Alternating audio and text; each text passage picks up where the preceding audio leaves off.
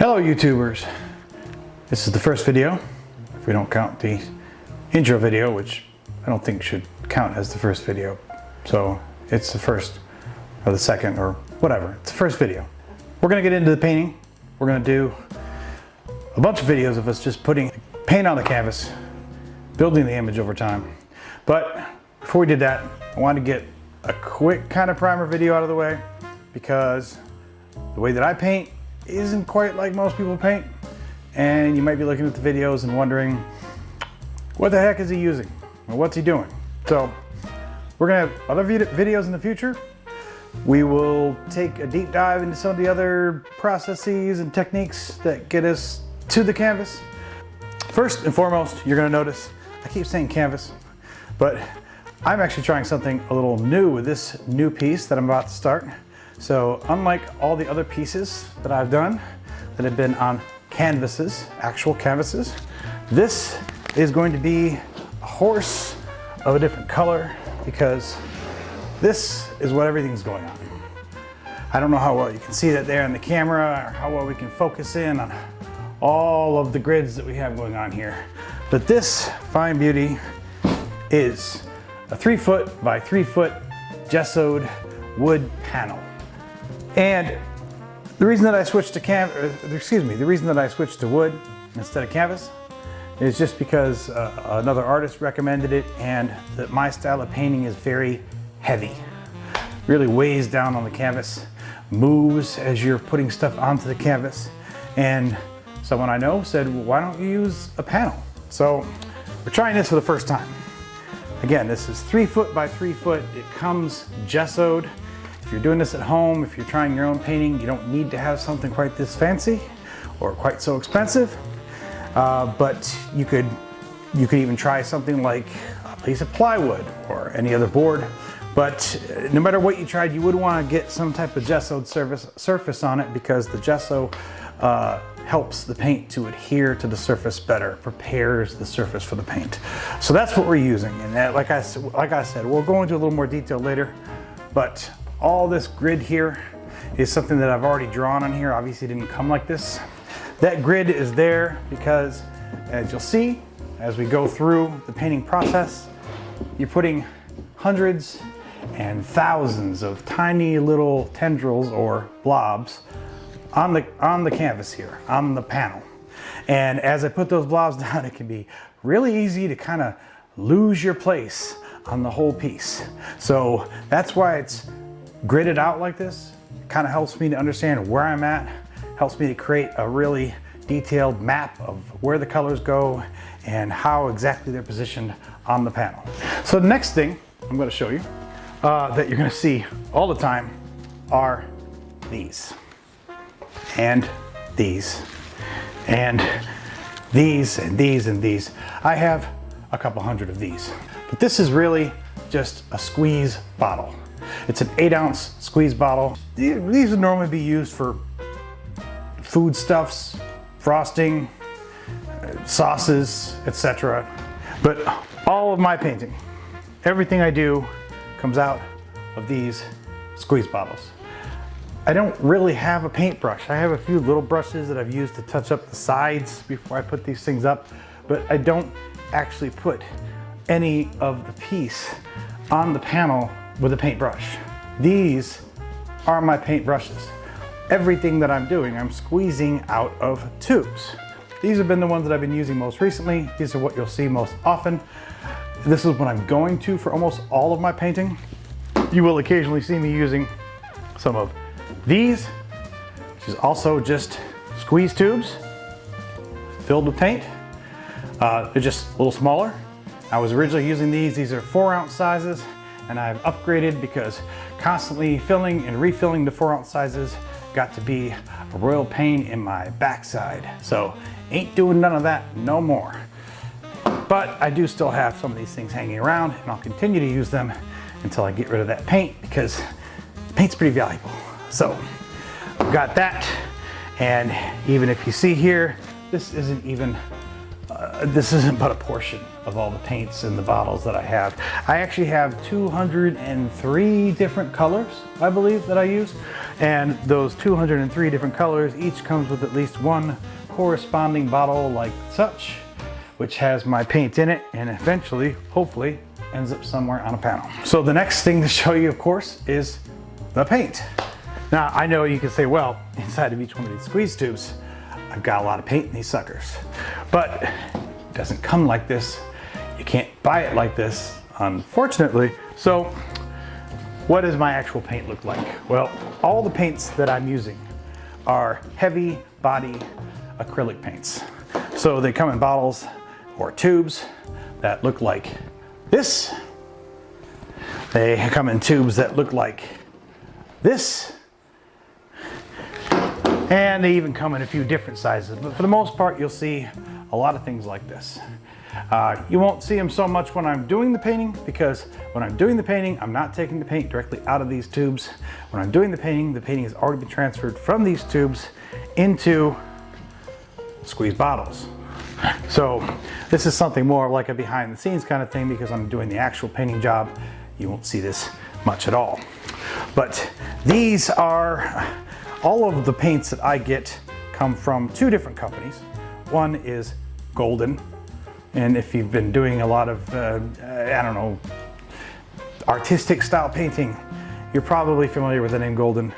And the other one that I use all the time is one that's, here's the one, I'll grab another one too.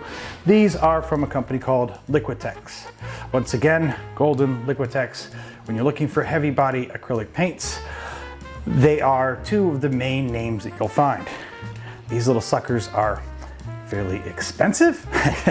These specifically come from the Liquitex is the professional line. Professional doesn't mean I'm getting paid for this. Oh, no. Professional means that I'm paying them for this.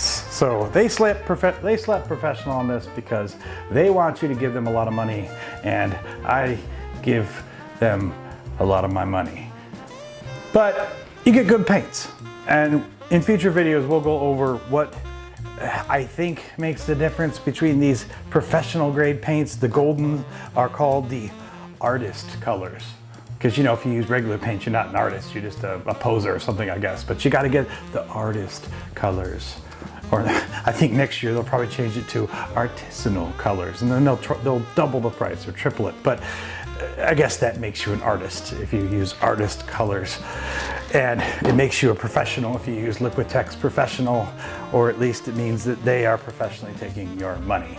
But in a future video, we'll talk in much greater detail about what I've experienced with the paints. There are many other options out there for paints. You don't have to use Liquitex or Golden. However, I will say that if you start doing this impasto style of painting that I'm doing, of course, impasto is heavy bodied. It's built up off the panel or the canvas. When you get into that arena of painting and doing that style of painting, your choice of paints shrinks. It doesn't shrink to just Golden or just Liquitex, but there just aren't as many companies or suppliers out there that are cranking out really solid colors for heavy body acrylic paints. So that's why I have really stuck with the Golden and the Liquitex. And again, we'll get into more of that in detail in the future. I just wanted to do a high level overview of that now. Now let's talk about a little middle ingredient that's incredibly important. It can save you some money. It can make things a lot easier, even if you have to do a little more mixing. And that is the gel medium. These, you can get them in different sizes. I tend to order them in gallon buckets. If you're wondering, these paintings that I do often take 3 or 4 or 5 gallons of paint. That's why I have to buy these in bulk, and I don't think you can get these in any bigger containers than the gallon buckets. But this one in particular is the Liquitex Professional. Once again, that means that I professionally pay them a lot of money.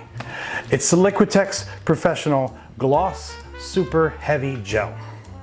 Now again, we'll get into this in later videos, but the super heavy gel is essentially the heavy body acrylic paint with no pigment in it, no color. So because it has no color, they can sell it to you for cheaper. They'll sell it in bulk in these gallon containers, and it's reasonably cheaper than buying things in these tiny little tubes. But once you have that medium, you can then use it to take these tubes of color and extend it much farther. So instead of squeezing out all this raw, expensive pigment onto your panel or your canvas, you can switch it out and you can start to mix it up with this gel medium. And the gel medium per ounce is far cheaper. And that allows your paint, your expensive pigments to go farther. And all of these tubes that you see, all of my squeeze tubes, every one of these is a mixture of some color with gel medium swirled all up and stuck in a squeeze tube. Also, one other note on that, as you look at these colors can be a little deceptive if you don't actually know what I'm doing. You might look at this bottle right here and you say, oh, that's like a light kind of seafoam greenish that he's gonna put on the canvas. And when I first put it on the canvas, it will in fact be about the same color that you see here. However, once it dries, it will look drastically different. In fact, this particular color is a very dark green. You wouldn't know it initially to look at it, but the reason that it looks so pale in the bottle is because it's been mixed with the heavy body acrylic medium, which essentially looks white when it first comes out, although it dries clear if you don't mix anything with it. So it looks white, and then you mix that with your regular colors and you end up with a lot of colors that look much more washed out, pale, pastel even. But you don't need to worry about that because when it dries, these will actually dry far, far darker. So this looks like a really pale kind of purple here, but that is going to dry very dark. I'll talk really quick about a few things that you don't see here and you won't see here, but we will touch on them in future videos. There are tools, many tools that I use to get this painting going that have nothing to do with the actual application of the paint. So for example, one of these is a color mapping tool. It's a piece of software. I actually wrote it because my day job, I'm a programmer and I'm a geek and I don't always have a lot of friends. So it gives me a lot of time when I can sit down and try to figure out how to code this stuff up. So I have this color mapping software that I wrote that essentially helps me to translate all of these colors here onto the big grid that you see on my 3x3 panel. So we'll show that in a future video for the other nerds and geek heads out there like me who also have no friends and have nothing better to do. Maybe I'll even show you the inner workings. It'll probably get watched by about 4 people, but hey, it's there, it's a subject. Maybe someone will like to see it. On top of this, I have a lot of machinery and tools that go into the process of putting the mixed paint into these tubes. If you've ever looked at a tube like this and thought of the old phrase, well, you don't want to be trying to put toothpaste back in the tube. Well, that is exactly what I'm doing here. The paint, the heavy body acrylic paint, is about the consistency of toothpaste. And every one of these squeeze bottles needs to have that toothpaste paint stuff in the squeeze bottle. And it's not fun, but it's necessary to get me to where I can actually do the fun part, which is creating the painting. I think it's kind of interesting. It's more interesting if you don't have to do it and you can just watch me. I think if you had to do it, you'd probably cry a lot and you'd probably have to see a therapist. So it's better if you just watch me do it and then kind of chuckle at the dumbass who's actually tried to figure out a way to do this on his own. And there's only one other piece of equipment that I'm going to go through in this video that I think is an important part of painting, and that's having painting juice. What is painting juice? Well, we have one of my favorite painting juices, Old Captain Morgan. In fact, it looks like I've been doing a lot of painting, but you don't have to use Captain Morgan. You can use Kraken. You can use whiskey if you're that type of fellow. You can use even a fine beer. Hell, you can use whatever you want. Well, no, don't use whatever you want. Don't use cheap beer. Don't use White Claw. Don't use Boone's Farm. Have some self-respect. But other than that, any kind of painting juice will help. It makes it more fun. It makes the time go by. It might even cause you to dance a little bit while you're painting. Yeah, that shouldn't go on camera. But anyway, painting juice is good. Make sure you use it. Use it responsibly, but use it. And that's really all we have for the tools, the immediate set of tools that I wanted to show you before we get into painting. On the next video, we will actually be putting pigments all over the canvas, or the panel, I should say. So stay tuned, subscribe, like, praise me, share me with all your friends, tell everyone I'm awesome, you know, all the things. Or don't, it's okay. Either way, hope you enjoyed the video. If you have any questions about the process, like I said, we're gonna be getting into a lot more detail in future videos, but if you wanna know how something's done or why I've chosen certain things, please drop a comment down in the, down below. I will try the best I can, either to answer them in the comments or maybe even to roll them into future videos. Thank you for tuning in, and I hope you're enjoying Blob Life.